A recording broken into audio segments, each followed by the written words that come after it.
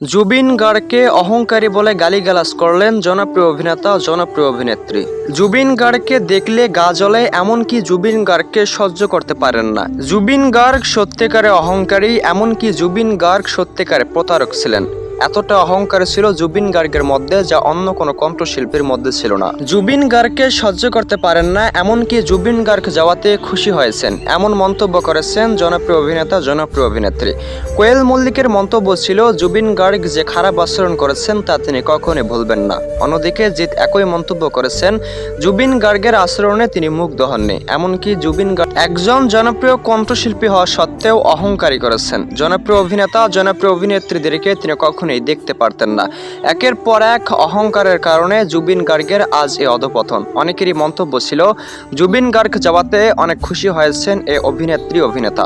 অন্যদিকে জুবিন ভক্তের মন্তব্য, কেনই বা সহ্য করতে পারেন না জনপ্রিয় কণ্ঠশিল্পী জুবিন গার্গকে। তিনি সত্যিকারে অহংকারী ছিলেন না, এ কথা বর্তমান কেউই বিশ্বাস করেন না। অনেকেই মন্তব্য করেছেন, জুবিন গার্গ জনপ্রিয় কণ্ঠশিল্পী হওয়ার পরপরই মানুষের সঙ্গে খারাপ আচরণ করতেন, যে আচরণগুলো সত্যিই খুবই খারাপ ছিল। তাই তো কোয়েল মল্লিক, জিৎ এমন মন্তব্য করেছেন, জুবিন গার্গ যাওয়াতে তারা খুশি হয়েছেন। জুবিন গার্গ অহংকারী ছিল, এমন মন্তব্য বারবার করছেন তারা। এমনকি এমনটাও জানা যায়, জুবিন গার্গের মতো অহংকারী ব্যক্তি বাংলা ইন্ডাস্ট্রিতে আর কেউ ছিল না। তবে জুবিন গার্গ সত্যি সত্যি ভালো মনের মানুষ ছিলেন, এমনকি জনপ্রিয় অভিনেতা অভিনেত্রীর জন্য শ্রেষ্ঠ জনপ্রিয় বলিউড। তারপরও মানুষের কাছে এমন দুর্নাম কখনোই সহ্য করার মতো নয় জুবিন ভক্তের মন্তব্য।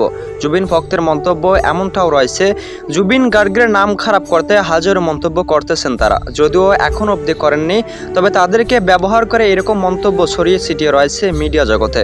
জুবিন গার্গের মতো ভালো মনের মানুষ ছিল না আসামে, এমনকি কলকাতা আদিবাসীর মন্তব্য ঠিক একই রকম।